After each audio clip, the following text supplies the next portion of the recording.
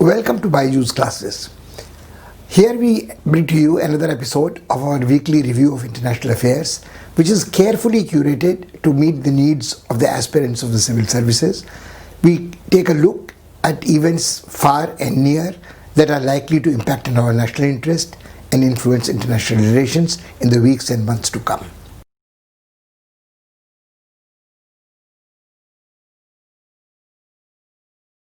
While international attention was focused on China's military conflict with India on the heights of Ladakh or its expansionist drive in the South China Sea, China quietly registered a major diplomatic coup. And this news item, which was tucked away to begin with in the small size back pages of a newspaper, is of far-reaching consequence. First of all, Iran announced that it was going ahead with a 25-year-old pact with China, which would be of strategic significance. And soon, details trickled in that China has succeeded in persuading Iran to sign with it a far-reaching strategic agreement which involves development of railways, infrastructure, roads and ports, and also assures China of Iranian oil supplies at a fixed price for the next 25 years to come. There are also commitments on the part of both parties to help each other with development of weapon systems, in scientific and technological research, and things of educational, cultural cooperation. For two reasons, this is very significant, because in one fell stroke, it seems to nullify whatever the America under Trump was trying to do, trying to impose an economic blockade against Iran, target it with economic sanctions, target everybody who dealt with Iran with similar sanctions, and ostracize Iran. And Iran has succeeded in, or let's put it the other way around, China has succeeded in coming to the rescue of Iran and breaking this blockade. So Iran seems to have been driven into the Chinese camp almost effortlessly, and it saves Iran from worries about exporting its oil, earning foreign exchange. It also allows it a certain protection.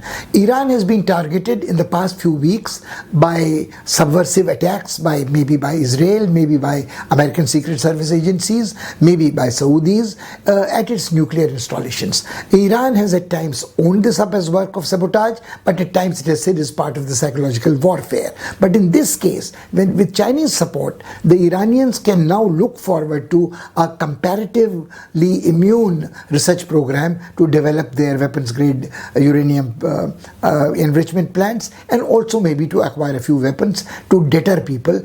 And as long as Trump undid the deal which Obama had secured with Iran, I think from that day it was quite clear that Iran would look for allies elsewhere. Now, one more thing which is worth mentioning in this context is Iran's is a Islamic regime, and China has been accused in recent past of practicing genocide against Uyghur Muslims in Xinjiang province. And interesting that not a single Islamic country has come and criticized the violation of human rights of Uyghurs, or tried to criticize China and put it in dock about violation of human rights. Realpolitik ultimately seems to be trumping all other reasons, and economics seems to weigh heavy on politics. So if this agreement continues, I think Iran has started a new realignment of power equations in this region.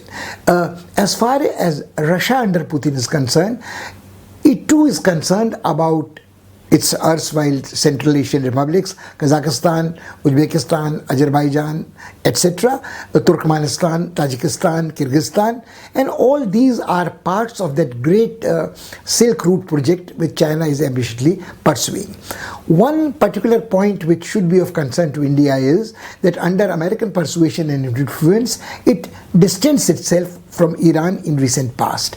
And at one time, it had a partnership, a significant strategic partnership in rebuilding and expanding the Chabahar port. Now that port, if the port development goes to the Chinese partners, there is very little space left for India there, and India had already cut down its oil imports. So what happens is that China has monopolized its control in this it already had ensured its access to Gwadar in Karachi. So next door to Gwadar, it would have an alternative port which would even reinforce its naval capacities even more. So I think when this happens, we are seeing a very interesting jockeying for power by oil producing countries. The UAE seems to have if not major, a minor conflict of interest, a divergence of interpretation about international affairs with its elder partner Saudi Arabia. And also Putin is more interested at the moment, is exerting in Libya, in North Africa, confronting West Europeans, and he doesn't seem to be very worried about increasing Chinese influence right under what was considered to be his soft underbelly. Or is there a secret understanding which Putin and Xi have already reached, that at the moment in this situation of flux, it is better to cut America, United States of America, down to size? Regardless of what happens to Trump, he wins or loses, the Americans would be in no power, no state to take on the combined strength of both China and Russia at the moment. How does it impinge on Indian national interest is the big question.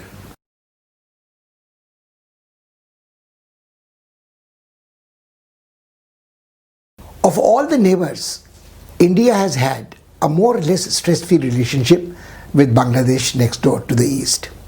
But now it seems that there might be in near future some irritants which might cause a challenge for Indian foreign policy and diplomacy.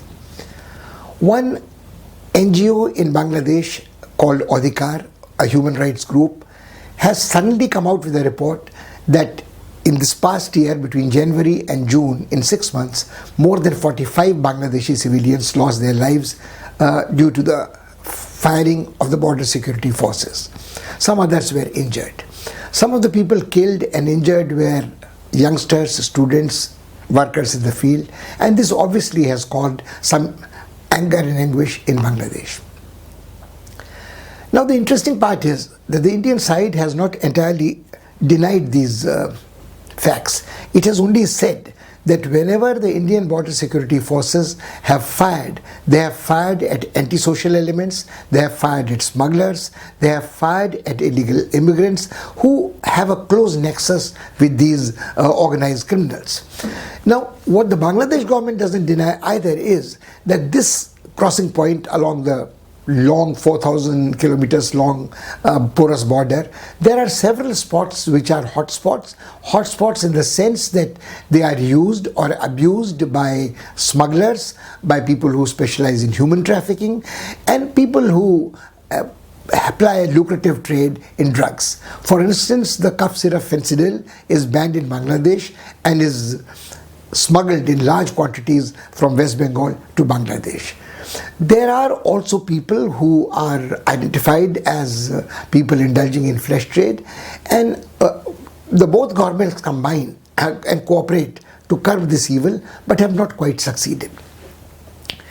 Now, there have been cases in past where some members of the border security force have also been implicated with complicity in this trade. But this is a hazard which has been dealt with strictly by both governments.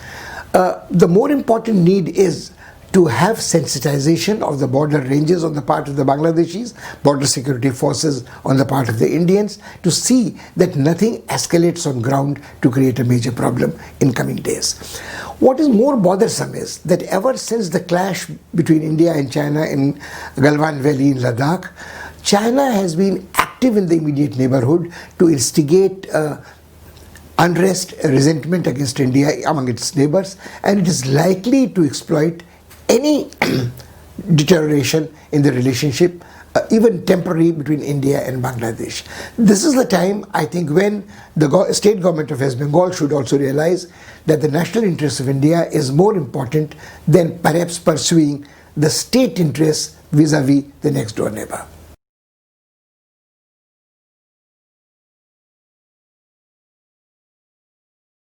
A very large number of Indians live as expatriate workers in the Middle East, in Saudi Arabia, in the Gulf countries, in Kuwait, in Qatar, and their remittances home play a very, very important role in the development of their states where they have migrated from.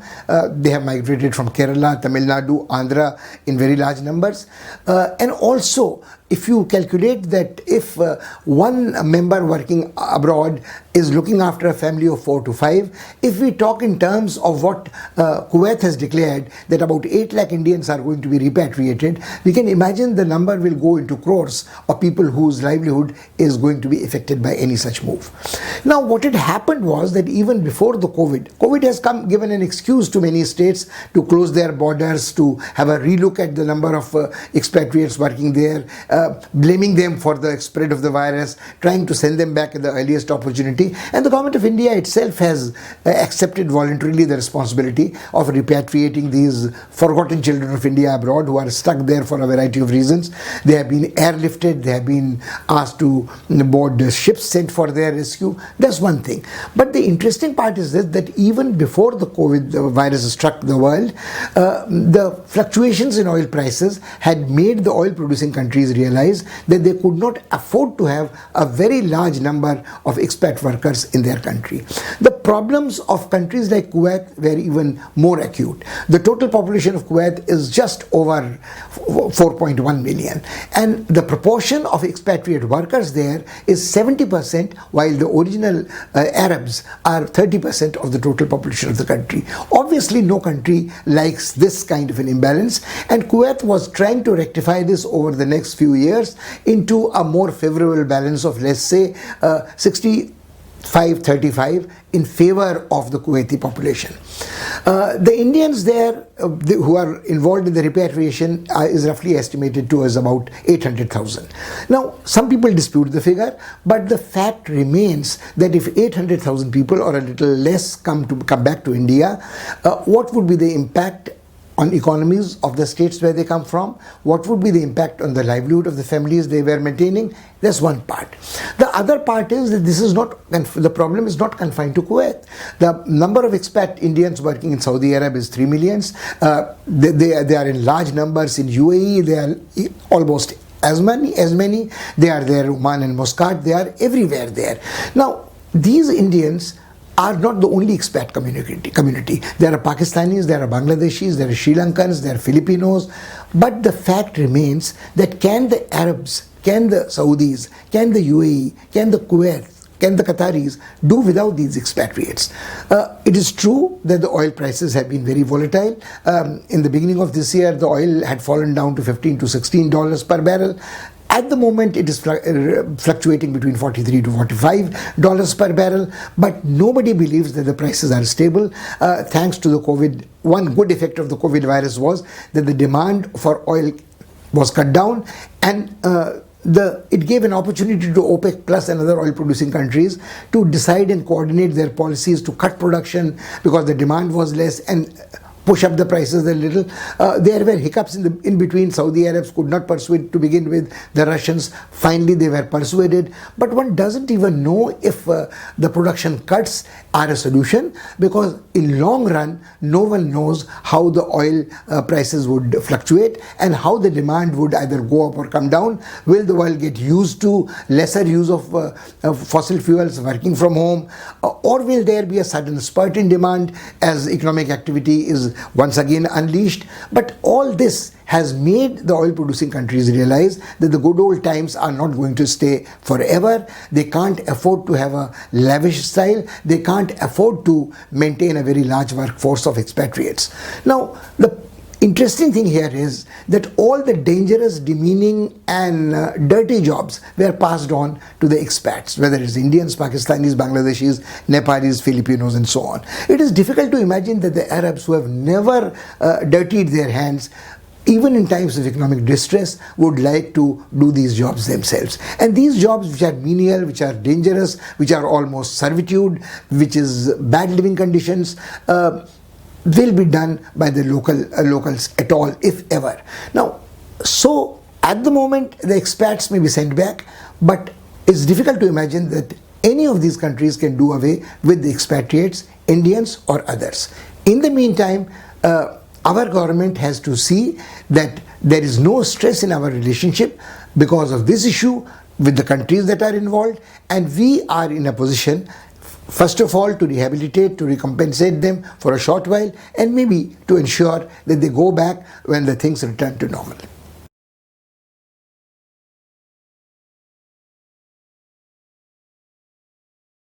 A rather unexpected development in recent past was the conversion of a museum into a mosque in Turkey.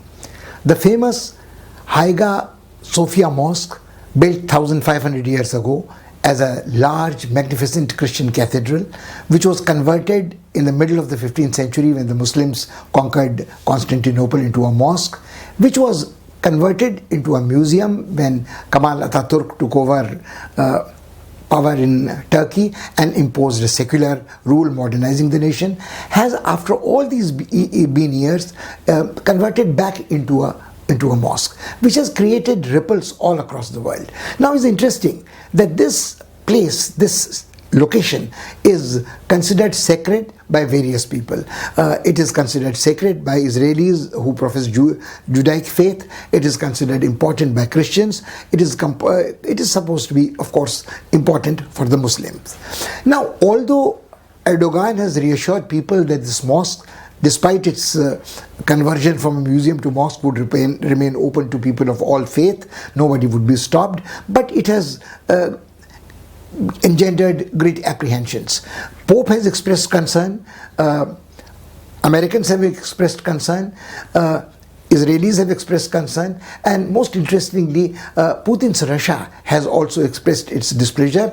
They said at least Turkey should have considered and negotiated various other stakeholders. Now, Turkey, of course, has the argument that it is a matter of its sovereignty. It is a country which believes in Islamic faith, and its interpretation of secularism is very different from the Western secularism, which totally separates of course, there are double standards at times, state and religion, and it says that the mosque has been restored according to the wishes of the Turkish people, and the ground had been prepared by securing the favorable verdict from the Supreme Court of Turkey. Now, Russia, after recent constitutional amendments passed, has declared that belief in God is one of the core values, and it is a Christian country of the Orthodox Christian faith. So, the schisms and differences within the Christianity, Roman Catholic, Greek Orthodox, Russian Orthodox, are there, and the similarity they have. People have said that when the great caliphs came to Constantinople, they prayed in a place which was recognized as a place of worship for the Christianity. So the same places, the situation is a bit comparable to something like Jerusalem, where is a place of equal sacredness for Christians, for Jews, and for the Muslims. Now, how Turkey is going to handle this crisis is different. It is not a question of sovereignty of Turkey. It is a question of Erdogan slowly imposing his will and trying to use religious conservatism to extinguish surviving remainder of the opposition to him in his own country. Turkey's postures in international relations have been fairly aggressive. Turkey has not shied of helping the regime in Libya, and it is face to face with the insurgents, the Putin's Russia there, and the Saudis. So I think, there are times in Middle East when Turkey is siding with Saudis, Turkey is siding with Russians in a different war theater, but trying to assert itself. Now, Turkey has been an important member of NATO, but it doesn't seem to care very much for American sensitivities at the moment. Now, the one consideration perhaps is that, keeping in mind the volatility of the politics in the United States of America, various former allies are trying to carve out space for themselves, which will be giving them a certain advantage, whatever happens in the presidential elections in November. Whether they are postponed, whether Trump wins or loses or drops out in between, is one consideration. So this leveraging for power in their immediate neighborhood or within their countries is something which we are witnessing in Turkey. Turkey has kept quiet about what it is doing with the Kurds. Turkey's record in human rights and religious tolerance has not been very good. Erdogan probably has the greatest support from army and the religious conservatives. So this is a trend which is a little disturbing, because it might trigger off reactions of similar kind in immediate neighborhood.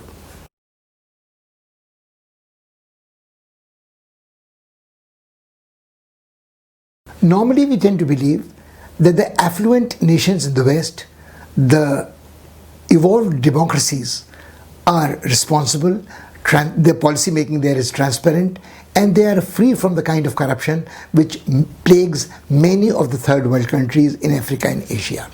It is in this context that the news coming out of Canada is a little disturbing. What we learned last week was that Justin Trudeau has been charged with a conflict of interest issue. There is a non-governmental organization in Canada called We. It was given millions of dollars of grant by the Canadian government. That was quite all right. But what was unsettling was that Trudeau's immediate family members, his mother, his brother, his wife, had benefited with fees of hundreds of thousands of dollars which came to them. And this is doubly disturbing because the NGO which is supposed to be involved in public interest work was paying these Trudeau family members fees for appearing for these functions. So obviously there is something which is not quite clean.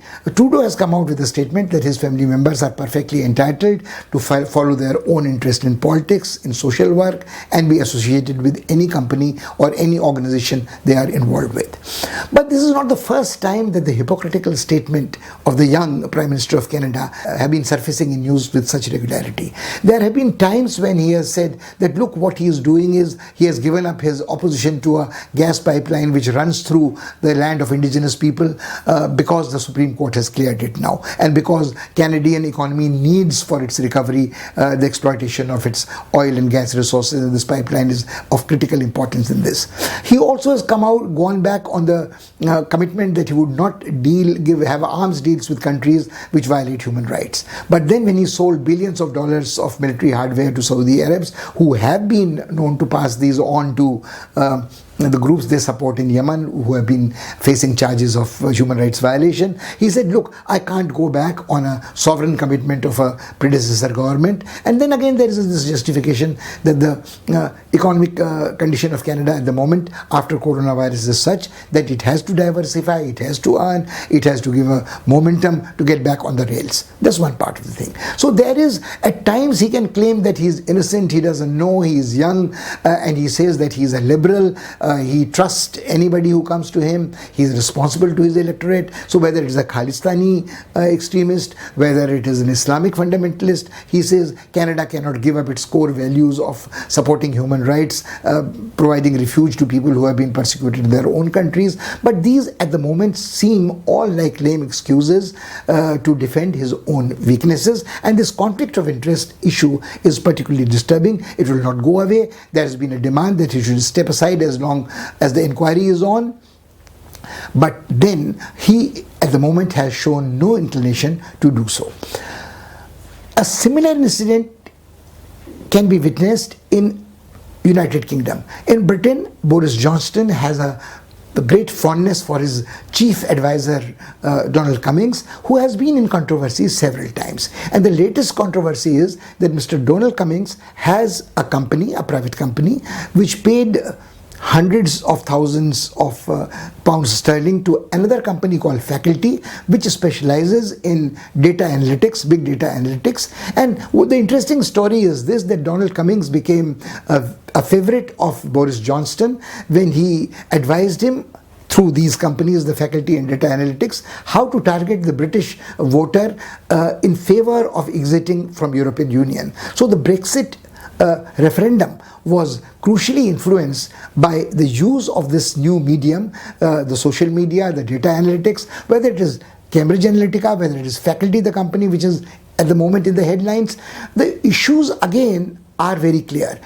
Shouldn't there be informed consent of the voters and decision makers before something of this kind, a controversial nature, is let loose? Or is it another form of cyber warfare which subverts domestic democracy. People don't even know how their minds are being made, who's persuading them, how they have been targeted for a particular message. So the argument which Mr. Cummings has always forwarded is that the proof of the pudding is in the eating. Go by the results. If the results are in national interest, why are we so worried? He also thinks that these are the emerging technologies which are going to change not only domestic politics but international politics in days to come. He and Boris Johnson believe that it is the best and the brightest in physics and mathematics in top universities in the world who should be recruited in companies like faculty, should be given internship in the government, and should play a role. But there is an element of a roguish conduct in all this kind of behavior does. Donald Cummings has been accused more than once of flouting the COVID restrictions, taking his family for a holiday. People thought that he would have to be sidelined, if not permanently rejected. But the Prime Minister depends on him to an extent where he threw a ring of his cabinet ministers to protect him, and Cummings survives. So Cummings has a certain arrogance, comeuppance. Cummings has no political background. He has a low opinion of elected members of parliament. He is not even a civil servant responsible to anybody. So he is exercising power without responsibility. And now if you have a little dose of conflict of interest, you suddenly start asking questions that should we believe that the conduct of top decision makers and their advisors, whether it is Canada, whether it is Britain, and whether it is United States of America itself, where President Trump has been issuing pardons right, left and center to people who have been charged with felony and obstructing the cause of justice, should be treated as ideals. And should we be too defensive about the flaws of our own imperfect democracies?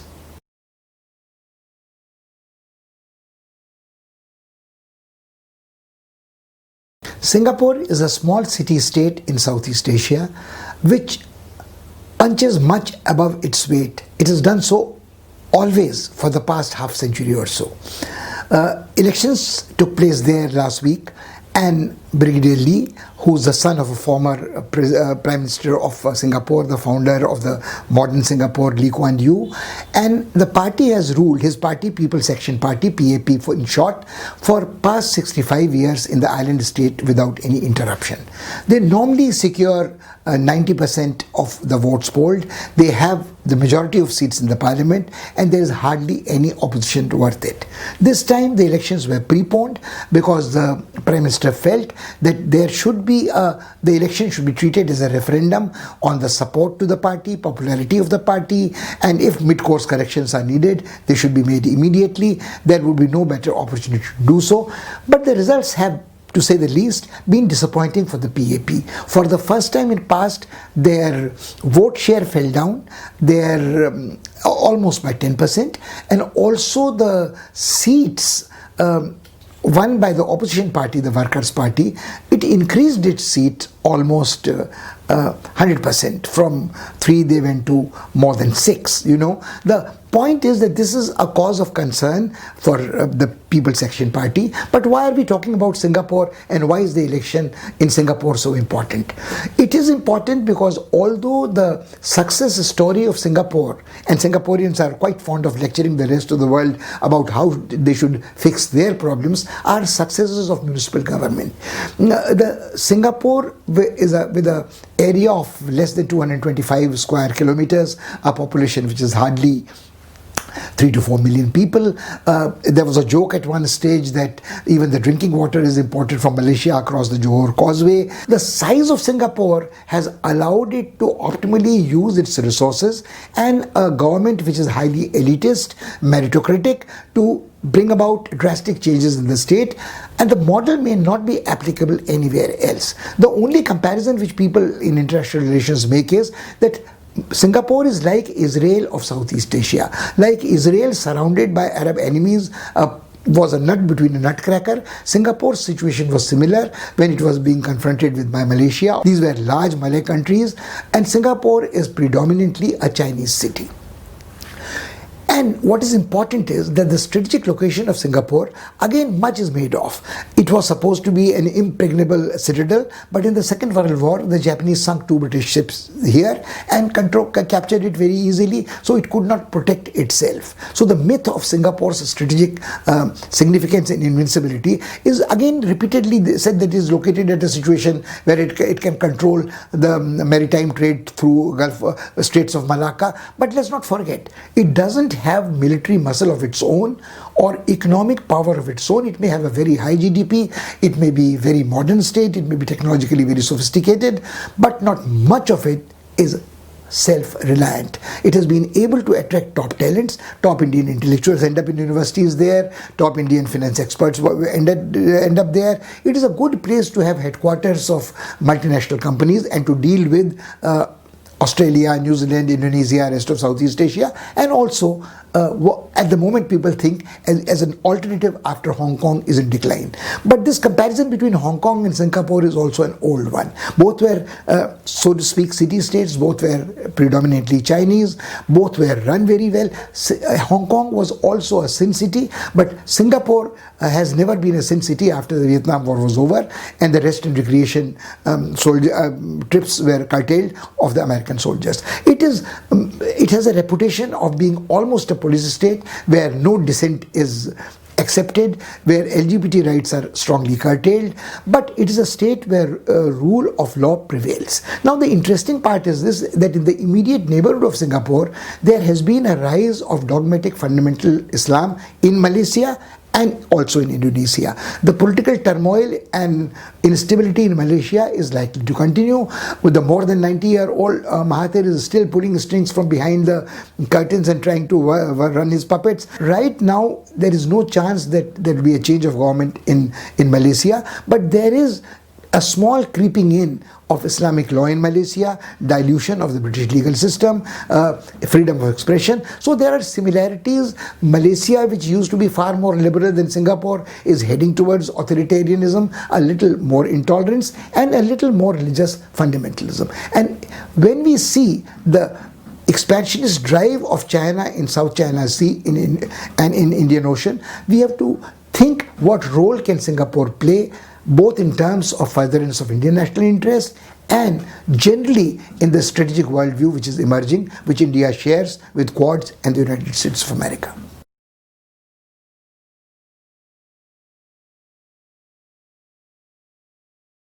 Nepal continues to be in a state of political instability, although it is a matter of some satisfaction that the border dispute between India and Nepal did not aggravate in the past week, but the tussle, the tug of war between Prime Minister Oli and his main rival Prachanda continued unabated. The meeting of the Standing Committee of the Communist Party of Nepal, where 30 members oppose Prime Minister Oli and want him to resign from the post of both the Prime Minister and the head of the party, and only 14 or 15 support him, was postponed repeatedly, once for first time for a day, then for another day, then couple of days, then for a week, and is yet to take place. But it's difficult to imagine that by postponing this, Oli can manage to ride the crisis over. There also has been increasing resentment among the people about the intervention of the Chinese envoy in the political affairs of the country. Now it is a matter for Nepal to decide how much freedom they allow, leeway they allow to the Chinese ambassador to advise them about what is happening, how they should behave. We should not forget that the Communist Party of Nepal is a creation of the Chinese after the new arrangement took place, and it has been supporting the Nepalese government in its border claims vis-a-vis India. So that is a different matter. But there have been news items in Nepalese newspapers, in Nepalese news channels, big and small, criticizing Oli for allowing himself to be manipulated by a very suave, very good-looking Chinese envoy. That's none of our concerns. But what does concern India is that the longer the state of political instability continues in Nepal, it is easier for the incumbent Prime Minister, who already has done enough to vitiate the relationship between India and Nepal, to point fingers at India and say, look, we are being forced to do this because of Indians. Oli has taken a lot of steps like banning Indian news channels, changing citizenship, marriage rules, naturalization rules against Indians, trying to extend the border dispute to Madhes region, and his troubles don't seem to end. Forget about the Indians and Indian claim of traditional relationship of roti beti in Madhes. A Madhesi party has just secured recognition from the Election Commission of Nepal. And although this party had supported Oli in his border dispute with India, it has major differences with Oli on almost all other policy issues. So it seems likely that Oli is going to have more than his handful because of the Madhes problem, because of the pressure which China is putting on it to make settlement in the northern border somewhere else, where there is a embryonic dispute between Nepal and China about borders also. And then also this is the season when floods take place. So the shared community of interest between India and Nepal about management of rivers is there, which one has to keep at the back of one's mind. What should concern India is that it should not create an impression under any circumstances of interfering in the internal politics of Nepal, neither diplomatically nor applying economic pressure, and the best policy is to wait and watch and let the Nepalese settle their own differences, and hopefully in better times we can pursue our national interests more amicably.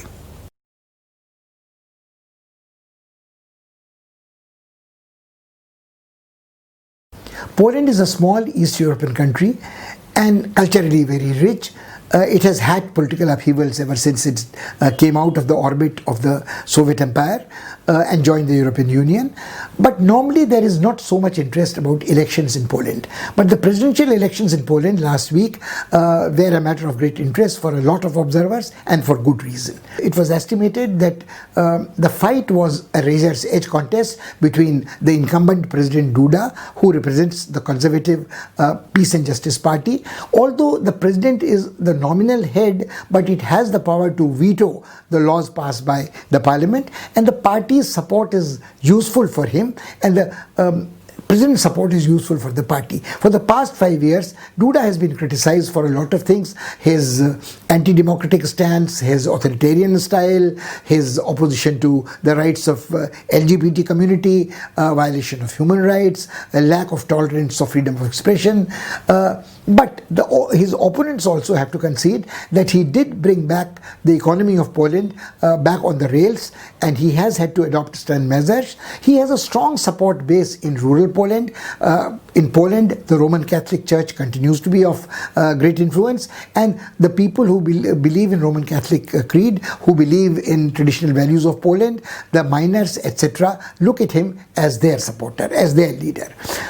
On the other hand, the person who was opposing him is almost the same age. Ironically, both of them have represented the same parliamentary constituency at different times, was the mayor of Warsaw. Zwarowski, the name is a bit difficult to pronounce, a tongue twister for non-Poles.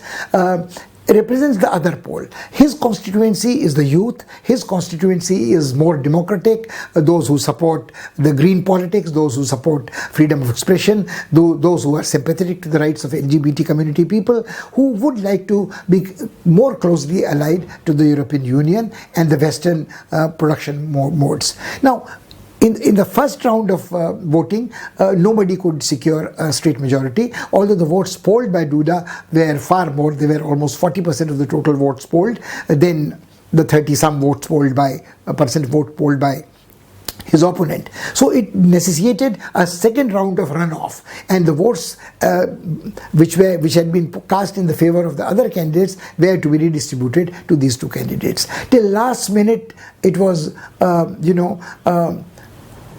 photo finish. Nobody knew who would win. The psephologists had predicted that ultimately, with an error margin of 1%, the difference between the two candidates would be almost about the same. So it happened that way. With a margin of 1.2% votes, Duda was re-elected. Now, what people have been speculating about is that what implications this has for Poland's future and what implications this has for international relations in Eastern Europe, in European Union, and the potential of Putin to project his power in Eastern Europe.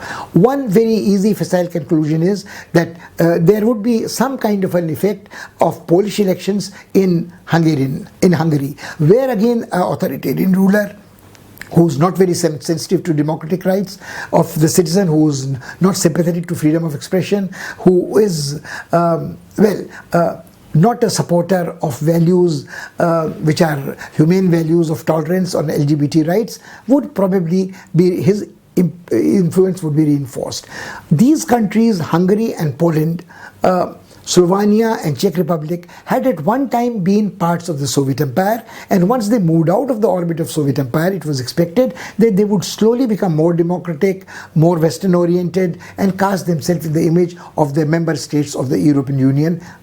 What is happening is the other way around. They seem to be still caught in a time warp, and the countries, like in the Poland's election decides, is divided almost midway between those who favor change, the younger electorate, and those who want the status quo to continue, who want the national identity and the traditional values to be more important than mimicking or copying the lifestyles or the values of the West European neighbors of their own. This obviously would strengthen the hands of Putin, who would know now that the West Europeans, caught they are in the problem of the Brexit dispute at the moment, would not be in a position to woo these East European countries away from Russian influence to their own camp. So this probably gives the much needed respite to Putin in his immediate towards the West boundaries, and he probably can concentrate wherever he was trying to confront United States of America or the other West European countries elsewhere.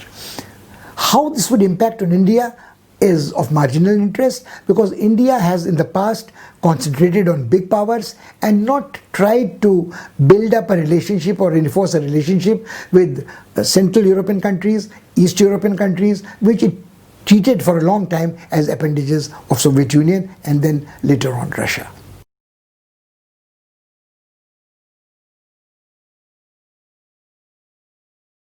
One news item that sent shockwaves throughout the world unexpectedly last week was the suicide committed by Mayor Park in South Korea.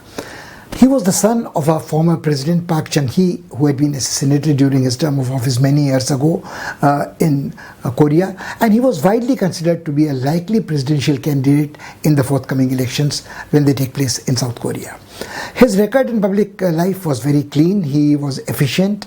He was well respected. What brought him down was an accusation by a former secretary who accused him of sexual misconduct, abusing his position of power, and this was too much to save his face. He committed suicide. When his body was found out, people were very grief-stricken. Although there were protests, people thought that the present President Moon should not have gone and attended some time back his mother's funeral when he was facing these charges, and even his funeral was a very, very low-key one. People thought that the president, however close he was to Mayor Park, should have had greater discretion, because a person in public life should be more discreet, and whatever he does conveys a wrong signal about Me Too, about sexual abuse, delinquency, etc.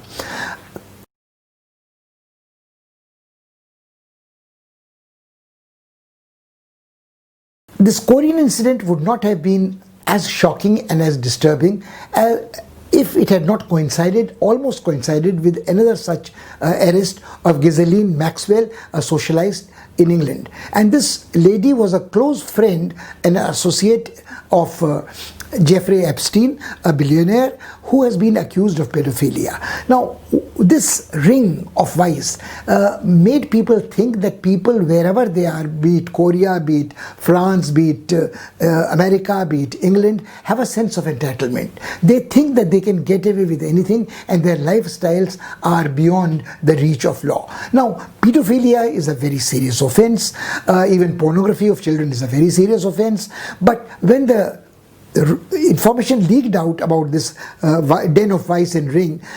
Jeffrey Epstein was arrested, was convicted, was in jail, where it is alleged he committed suicide, and some people think that he was done away with in a high security prison because he could have implicated very many more people of his circle.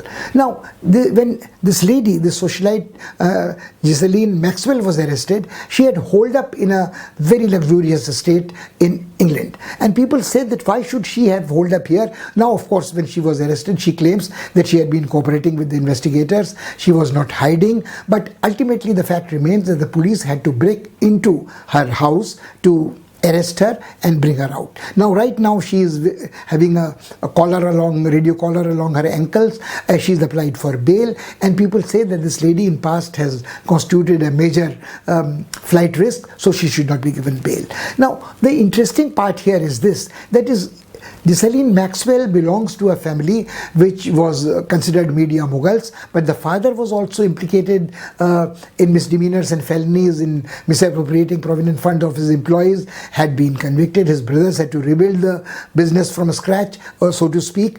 She had spent her life in lap of luxury, but she was so fond of being in pictures, in high life, that she drew closer and closer to Epstein, and now it is accused and alleged that she was procuring underage girls for Epstein. Now, Epstein had a private island, Epstein had private parties, but what is shocking is that those who constituted the circle of friends of Epstein, whether they were part of indulging in vice with him or not is besides the point, but they were John F. Kennedy's son, who is no longer there. Bill Clinton was seen in the pictures, Donald Trump was seen in the pictures, and Donald Trump, in his characteristic style, of course, laughed it off and said, oh, my friend Epstein had a preference for underaged girls. But being slightly underage and sexually abusing children in all sense is a totally different picture altogether. What is even more disturbing is that Prince Andrew's name has been mentioned, and the federal investigators say that he has not been cooperating. His lawyers and his PR team say that he's always been available, he's been cooperating, he has not been called, etc. He can, of course, ultimately claim royal immunity or whatever sitting in England, but this has been a very, very damaging disclosure. Partly due to the COVID disaster in America, partly due to the tumbling ranking popularity points and ratings of President Trump, the attention has been shifted away from this. But is not long before this is going to hit the headlines again and cause a political fallout. The interesting part is this, that President Trump has also a very unfortunate habit of either pardoning or commuting his old-time associates who have committed felonies. The latest is his friend Stone, at one time his counselor, and which has been very strongly criticized by Mueller, people who say that he is a habitual offender of obstructing the path of justice. So if this case comes out and snowballs, President Donald Trump is going to have very much more to handle on his hands, and probably this is also going to have an impact on British politics.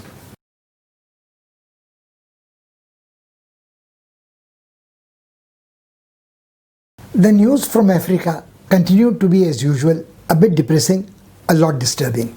First was the news item from Burkina Faso, where the government said that it was arming vigilante groups of citizens to control the jihadi militias. So drivers, taxi drivers, forest guards, teachers by daytime were suddenly in off office hours becoming unofficial policemen and trying to arrest people who were drug smugglers, who are suspected jihadis and so on. At one level, some people think that where all else has failed, including UN peacekeeping forces, well-meaning foreign interventions, this probably might work when people look after their own interest in their own communities. But the risk is very grave that this might trigger, keeping in mind Africa's primordial inter-tribal feuds. It might even lead to more genocidal bloodlettings rather than control it, and things might spiral out of control. Nor was the news very reassuring from South Africa. Two bits of news. There was a killing in church where people who were praying there were killed by members of the same congregation because they had some kind of a rivalry. 4 people were shot dead, many more were injured. So even the place of worship, place of prayer was not safe enough. at the time when the number of corona infected people is multiplying, the government seems to be more worried about controlling the routine law and order problems, or it says that the sale of alcohol should be stopped because it leads to domestic violence being increased, it leads to looting, it leads to petty crime, and of course the government cannot then cope with corona crisis. One other depressing news was that a few months back the Indian Foreign Minister of State had inaugurated Mahatma Gandhi Memorial Computer Education and Instructional Technology Institute in where Phoenix farm was there once. It was raided, looted, and practically has left the poor students without any resources to fall back on. So this, I think, is something which continues to be endemic with Africa, that where they should be focusing on problems which concern them as life and death issues, they are more worried about the day-to-day survival and existence. It is difficult to blame the abjectly poor who can't think beyond their nose, but at the same time the ruling elite, which tends to be corrupt, it doesn't seem to make any difference after the end of apartheid in South Africa, which is supposed to be a developed nation, to act in this manner, which means that as long as the vested interests of the white ruling elite, which continues to be in positions of power, looks after the interests of multinational corporations, nobody cares about what happens to the people. It was the same case when the AIDS was disseminating, devastating South Africa. It seems to be the same in the case of coronavirus.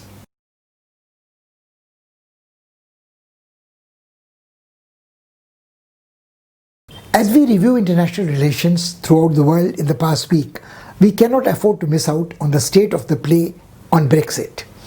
The British Prime Minister Boris Johnson has made it clear on the 30th June that he is not going to ask for an extension of the time limit to arrive at a deal. So in all likelihood, we are looking at a no-deal Brexit. How this will impact on Britain, European Union and the rest of the world is getting to be more and more unpredictable. The British Trade Minister has made an announcement that she is going to spend close to 800 million pounds to make arrangements for supply chains, for customs barriers, to ensure that the perishable food items do not rot and they reach the customers both in England and Britain and in Europe in time.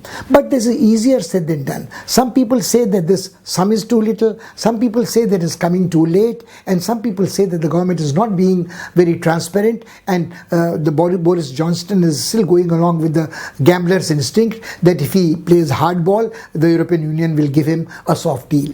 Now there are dissensions within Britain. Scotland is worried about the phytosanitary regulations in Britain, which are far laxer than in Europe. So is Ireland worried about the backstop arrangement, and there is absolutely no clarity about this, that where these backstops would be, what kind of phytosanitary restrictions or food quality standardization would be there. The two major issues which continue to plague this problem is the fisheries right in territorial waters of each other, and access to the blockades and easy passage of that. Boris Johnson, of course, is supremely confident as usual and says, no, you don't have to say that. No custom officer is going to say halt, no policeman is going to stop you. There are going to be only veterinary surgeons who will quickly run through the inspections and let the passage go out. But once you put in place a blockade, a barrier, there is no way that you can do it so efficiently. Then there will be no stoppages, there will be no waiting. The problem of fisheries is even more tricky. The quota system has not worked out, and earlier the idea was that you would have a quota system and people could fish in each other's territorial waters as they did not exceed the quota. But in case of Britain, it seems to be wanting to have the cake, eat it too, and get a deal somewhere else as well. So how long is European Union going to put up with it? At what cost? Is difficult to predict at the moment, but I think the patience of Europeans is running short with Boris Johnson. And Boris Johnson might have problems of Scotland and Ireland trying to chart their own path, if not separate from so-called Great Britain today, but a few days removed. So I think he has this problem on his hand. And Brexit will remain a problematic issue for the rest of the world in the next coming months.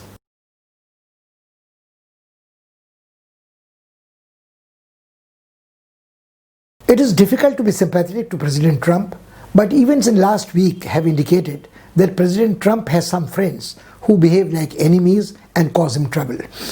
The incident is relating to the wall on the Mexican border. This is the wall which President Trump had boasted he would build to keep the illegal immigrants from Mexico out, and he had also added that he would make the Mexicans pay for it. But things have changed much since then. He has received and hosted the Mexican president and tried to cultivate him to have the Hispanic support for his election. When President Trump visited the site, he was very upset. He said, "It's been built by my supporters privately through their own funds to make me look bad." And what was the problem is that there was a 3 or 4 kilometer stretch of this wall made by the side of the Rio Grande. And what happens is that the river corrodes the wall and the iron bulwarks for the wall, and within months of being built as a very expensive wall, it is already showing signs of crumbling down. So the foolhardiness of proposing a barrier of this kind, maybe a little amount of corruption in awarding these contracts to crony capitalist partners is there, and also just before elections to see the huge dream crumbling down as a heap of sand and wrought iron is not very good for President Trump. So this is the end of his hubris as far as we are concerned. This probably is the end of the wall on the border of Mexico.